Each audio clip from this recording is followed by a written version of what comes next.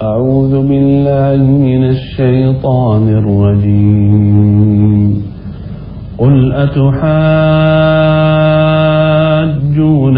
في الله وهو ربنا وربكم ولنا أعمالنا ولكم أعمالكم ونحن له مخلصون أم تقولون إن إبراهيم وإسماعيل وإسحاق ويعقوب والأسباط كانوا هودا أو نصارى قل أأنتم أعلم أم الله ومن أظلم ممن كتم شهادة عنده من الله وما الله بغافل عما تعملون تلك أمة قد خلت لها ما كسبت ولكم ما كسبتم ولا تسألون عما كانوا يعملون صدق الله العظيم.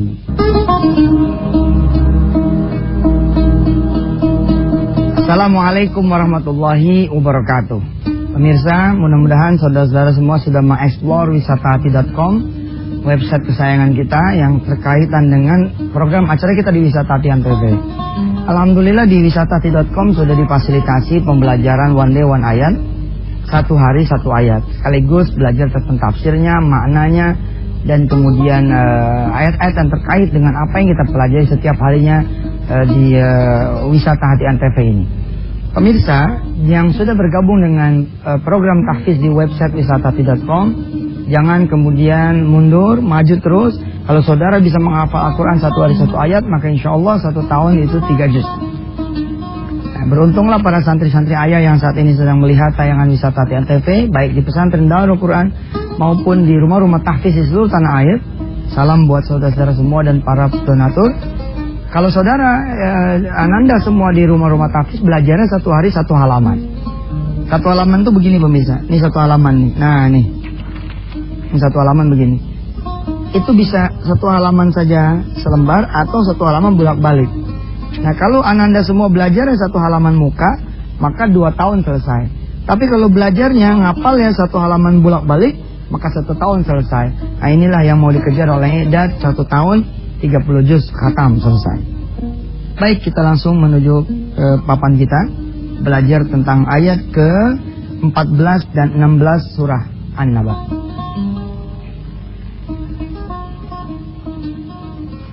Surah An-Naba yakni berita besar, ayat 14-16. A'udzu billahi minasyaitonir rajim. وأنزلنا من المعصرات ماء ثجاجا لنخرج به حبا ونباتا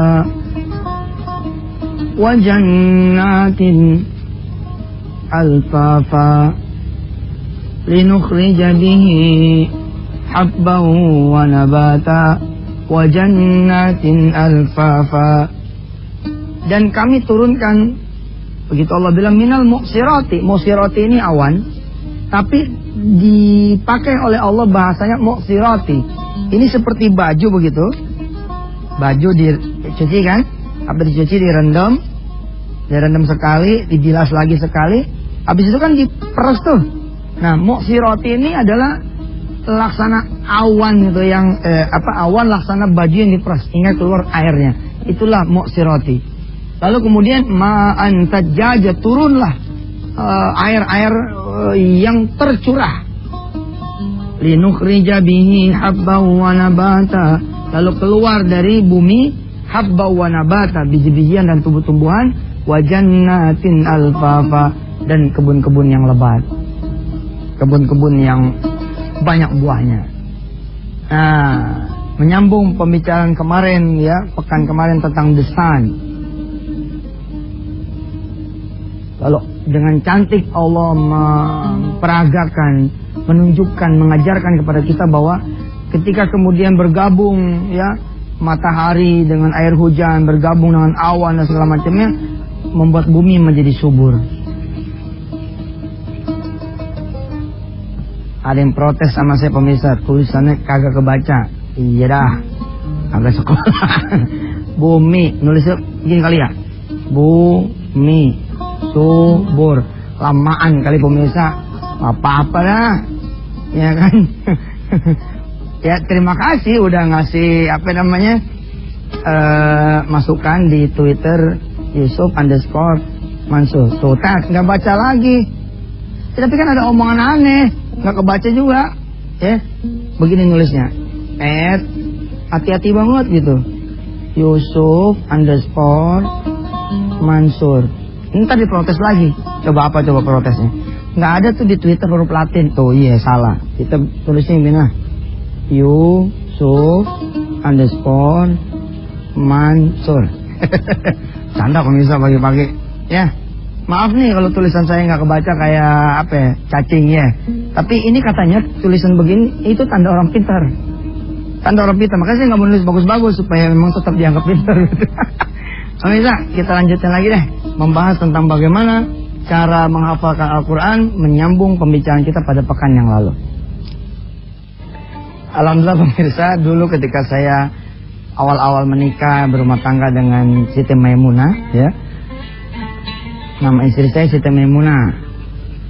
Makanya istri saya kemarin kan bilang nggak mau dia mah istiqomah, karena istiqomah itu istrinya Ustadz Jaya katanya. Di pesantren ada Ustadz Jaya, ya.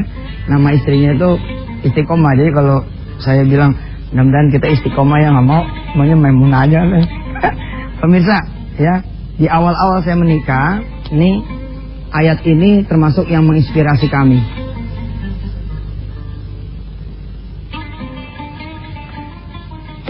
Saya suka sedih itu kalau ada orang menggerutu karena hujan turun. Padahal hujan turun itu adalah sebuah proses alam yang begitu ajaib dari Allah Subhanahu wa Ta'ala. Ada orang-orang yang kemudian menggerutu ketika hujan turun karena begini, karena begitu. Ada orang-orang juga sebagian yang lain ngetem, ngadem di bawah kolong jembatan tanpa kemudian mulutnya mengucapkan sesuatu yang sifatnya alhamdulillah, yang sifatnya tasbih, yang sifatnya kemudian bersyukur kepada Allah. Sebab ketika dulu di awal-awal saya menikah, saya kalau hujan turun tuh senang banget. Senang banget. Kenapa senangnya coba? Kesatu kalau lagi di rumah hujan turun tuh bocor. Lah Ustaz tuh bocor demen saya mah biar Allah tahu nih rumah gue bocor. Dan bagaimana laporannya ke Allah, kan asik tuh kalau pas lagi hujan turun bocor. Ya, saya sama istri saya mengelilingi apa namanya bak gitu, tapi bukan lagi babi ngepet nih. Ini hujan turun kan pakai apa namanya? Pakai ember tuh, pakai bak. Kita duduk gitu ngeliatin hujan yang turun lalu genteng-genteng bocor gitu kan. Kita ngeliatin itu. Ya Allah, ya Rabb, lihat nih rumah yang selama ini aku pakai buat ngajar ngaji. Nih rumah yang sering saya pakai buat mengaji. Nih rumah yang saya sering pakai buat salat malam. Ini rumah yang saya sering pakai buat beribadah kepadamu, ya Allah, bocor, lihat ya Allah, lihat, gitu. Senang. Yang keluar tuh alhamdulillah aja gitu. Kalau kita kan lain nih, sebagian yang lain nih, bawaannya pengennya ngeluh mulu, bilang, aduh, hujan malah bocor lagi. Justru pada saat itulah kesempatan kita kemudian bicara sama Allah. Kalau lagi di luar nih, mendung nih, orang-orang bilang, tar dulu deh, hujan. Saya mau enggak, tabrak aja udah. Alhamdulillah, lepek, basah. Istri saya tuh kalau pulang ngelihat saya basah, demen dia. Aduh, suamiku pulang lepek, mudah-mudahan doanya dikabul Allah. Gitu. Kenapa? Karena saya sedang ada di balik sebuah keajaiban Allah Subhanahu wa Ta'ala. Jadi kalau hujan nih pemirsa, tembak terus, hajar terus, saya pakai motor dulu. Betulan. Nggak bohong nih. Ntar handphonenya basah dong. Dulu saya nggak punya handphone, jadi aman. Nggak ada deh tuh handphone dulu, kita buat makan aja susah, alhamdulillah. Subhanallah. Begitu hujan turun tuh ya, di tengah-tengah hujan yuk, saya kemudian berdoa kepada Allah. Ya Rabb, lihat nih, saya kan lagi nyari rizkimu yang halal.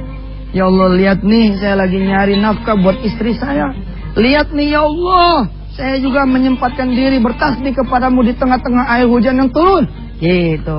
Terus minta dia dikit, tolong dong kasih mobil ya Allah biar gak kehujanan. Masuk doanya. Kalau lagi hujan itu doanya makbul, saudara. Makbul.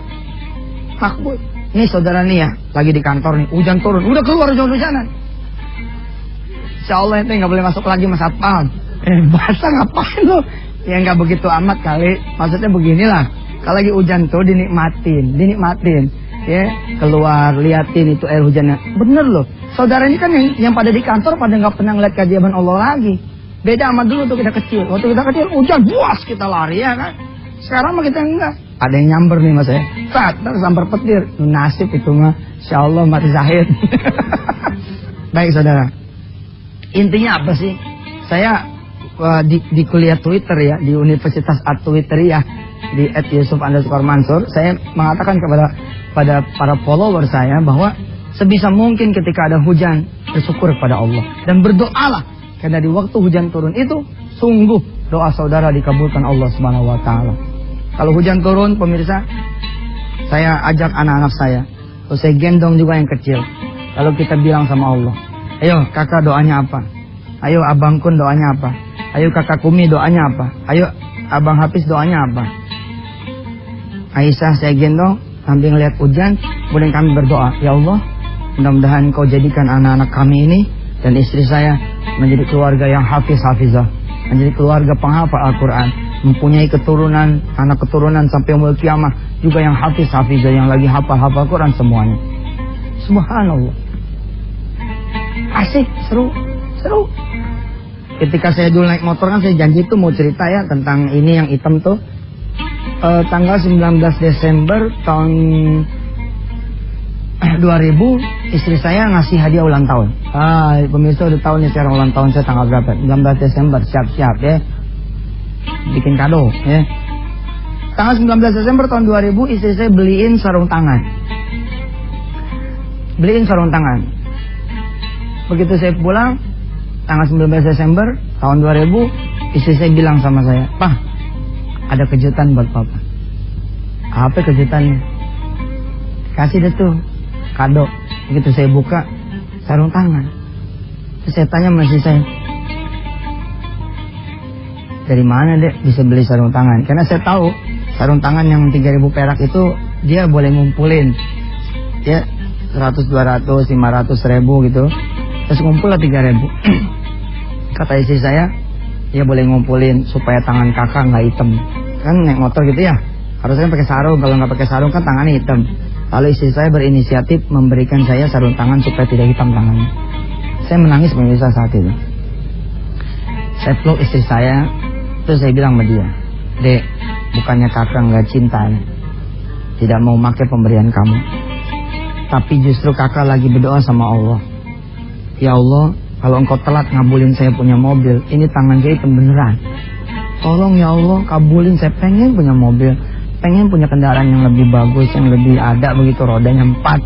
Mudah-mudahan engkau mengabulkan." Nah, doa kakak ini, saya bilang sama istri saya, taruhannya tangan ini, jadi biar saja dia menjadi saksi kepada Allah SWT bahwa kakak pernah atau mencari rezeki yang halal lagi bersih. Pemirsa, insya Allah lah kita masih punya satu segmen. Kita akan lanjutkan pembahasan tentang metode menghafalkan Al-Quran menyambung pekan-pekan yang sebelumnya. Ya alhamdulillah pemirsa, jadi cerita masa lalu deh ya, cerita tentang istri yang beliin sarung tangan. Dan memang sarung tangan itu saya nggak pakai pemirsa, ya kita gantung aja. Saya pengen bilang sama Allah, ya Allah, ini saya lagi nyari rezeki yang halal. Makanya saya sering bilang sama teman-teman yang lagi susah, jangan takut susah. Justru perlihatkan kesusahan itu kepada Allah. Ya pada Allah mau boleh pemirsa, yang nggak boleh mah sama orang lain. Perlihatkan kesusahan itu bahwa Anda gagah menerimanya. Makasih nih ya Allah, saya dicerai sama suami saya. Gitu. Jangan terus larut dalam kesedihan. Bikin Allah menjadi kemudian malu. Menghadiahkan saudara kesusahan terus. Saudara hilang mobil. Alhamdulillah ya Allah, mobil hilang. Ya. Terus cerita sama teman-teman yang seneng-seneng gitu loh. Subhanallah ya. Saya diketahuan dikasih sama Allah mobil. Alhamdulillah kemarin hilang. Ya. Terus kita berdoa kepada Allah di malam hari. Ya Rob, setan kepengen nih melihat saya susah mobil hilang. Tapi enggak lah, saya mah pengen membuat engkau tersenyum. Dikasih mobil alhamdulillah, dikasih hilang juga alhamdulillah. Ya Rob tolong ganti ya Allah dengan mobil yang lebih baik. Nah dapat. Wa anzalna minal mu'sirati ma'an sajjaja linukhrija bihi habba wa nabata wa jannatin alfaf. Nggak mungkin hujan itu Allah turunkan membuat kita menjadi susah. Kalau kemudian kita menjadi susah sebab banjir, bukan karena Allah yang membuat kita susah, tapi ente, aneh, kita semua buang sampah sembarangan, penggundulan hutan, kebun-kebun diganti sama kontrakan, nggak pakai lihat-lihat lagi tata kotanya, habis udah. Terus kita banjir dah ini. Ya udah dah. Mau diapain lagi? Kita tinggal istighfar aja dah kepada Allah. Mudah-mudahan Allah menganugerahkan kita ya hujan yang membawa maslahat, bukan hujan yang membawa kepada azabnya Allah Subhanahu wa taala. Pemirsa, di ujung sesi yang tinggal sedikit ini, saya ingin memberikan satu metodologi tahfiz yang luar biasa. Yang metode ini di atas segala-galanya metode. Begini caranya. Ini Quran nih, pemirsa. Ya toh? Bawa Quran ini sholat duha. Taruh di atas sejadah. Saudara yang pengen ngapal Quran, begitu saya cerita kepada santri-santri dan ini anak-anak ayah yang sedang melihat tayangan ini ya, atau calon-calon santrinya ayah yang bakal masuk ke Darul Quran tahun besok ini, begini caranya kalau mau ngapal Quran. Taruh Quran di depan, lalu ananda sholat 2 rakaat.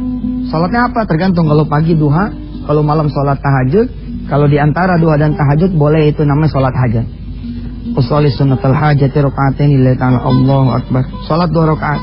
Habis itu minta kepada Allah, minta kepada Allah. Minta apa? Ya Allah, Engkau yang menurunkan Al-Qur'an. Ya Allah, Engkau yang menurunkan Al-Qur'an. Ya Allah, Engkau yang menurunkan Al-Qur'an. Bikin ya Rabb Al-Qur'an ini ada di kepalaku, ada di hatiku, ada di dalam diriku. Ya Allah, Engkau yang menurunkan Quran, bikin Al-Qur'an ini ya Allah bisa aku hafal. Tuh dia, doa akan mengalahkan semua metodologi menghafalkan Al-Quran. Subhanallah ya. Doa akan menghafalkan segala metodologi dalam penghafalan Al-Quran. Saudara sekarang siapkan handphonenya. Saudara rekam menit-menit terakhir ini, di mana doa ini adalah doa supaya saudara dan anak-anak saudara bisa menjadi seorang penghafal Al-Quran.